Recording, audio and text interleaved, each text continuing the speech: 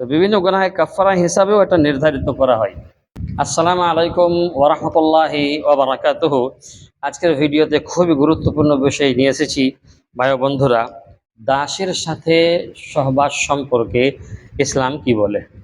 আমরা অনেকেই ভুল ধারণায় আছি। আমরা কি ভুল ধারণায় আছি যে ইসলাম দাস প্রথা শুরু করেছে, কিন্তু তা না। ইসলাম দাস প্রথা কখনোই শুরু করে না। এটা আগে থেকেই ছিল। দাস প্রথার যে ব্যাপারটা, যে রোমান, হ্যাঁ না, পেরিসিয়ান এবং আরব এলাকাগুলোতে আগে থেকেই আপনার দাস প্রথাটা ছিল। কীরকম ছিল? যুদ্ধবন্দী বা কেনা বেচার মাধ্যমে মানুষ দাস দাসীতে পরিণত হতো আগেকার সময়, এবং এরকম হলে তাদের সাথে পশুর মতো আচরণ করা হতো।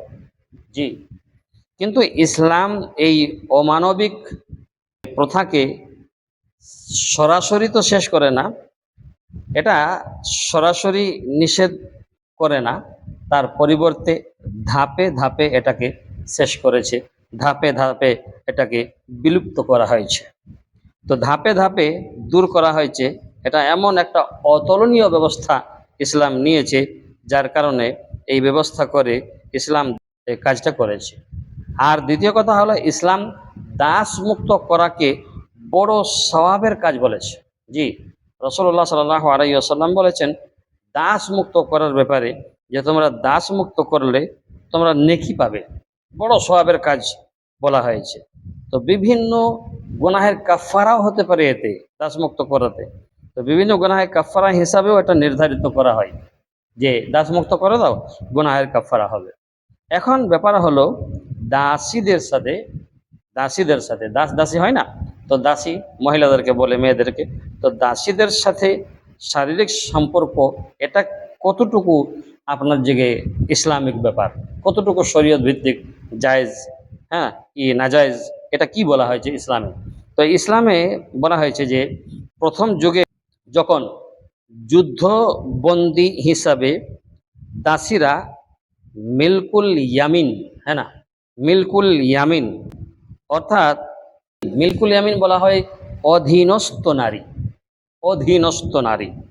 তো ইসলামে প্রথম যুগে যখন যুদ্ধবন্দী হিসাবে আপনার যে দাস বা মিল্কুল ইয়ামিন, হ্যাঁ না, অধীনস্থ নারী হয়ে আসতো বা থাকতো, তখন তাদের সাথে শারীরিক সম্পর্কের অনুমতি ইসলাম দিয়েছিল সেই সময়ে, আপাতকালীন। কেন না, তারা অধীনস্থ, তাদের দেখভাল করানোওয়ালা কেউ ছিল না। অতএব একটি জায়েজ রাস্তা যে তাদেরকে খাবার খাওয়াও, হ্যাঁ না, তাদের ভরণ পোষণের সব কিছু দায়িত্ব পালন করো, এবং তাদের সাথে শারীরিক সম্পর্ক করতে পারো, তবে সব সময়ের জন্য না, এটা সাময়িক ছিল সেই তখন। কিন্তু বর্তমানে বর্তমানে আন্তর্জাতিক আইন এবং মুসলিম বিশ্বের সর্বসম্মত সিদ্ধান্ত, যেটাকে ইজমা বলা হয়েছে, এই অনুযায়ী দাস প্রথা একেবারে বন্ধ, পরিপূর্ণভাবে বন্ধ হয়ে আছে।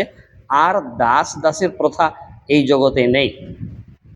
অতএব এই হুকুমটা এখন মনসুখ হয়ে গেছে, এটা এখন বাদ পড়ে গেছে। তা আমরা বুঝতে পারলাম যে আমাদের বাড়িতে অনেক লোক, কাজের লোক রাখি, কাজ করে তারা, আমরা অনেক সময় মনে করি এগুলো আমাদের দাসী, কিন্তু না, ওগুলো দাসী না, ওগুলো কাজের লোক। তাদেরকে আপনি টাকা দিয়ে কাজ করাচ্ছেন, তার জন্য তারা কাজের লোক। এদেরকে টাকা দিতে হতো না, এদেরকে ভরণ পোষণ করাতে হতো, তাই না?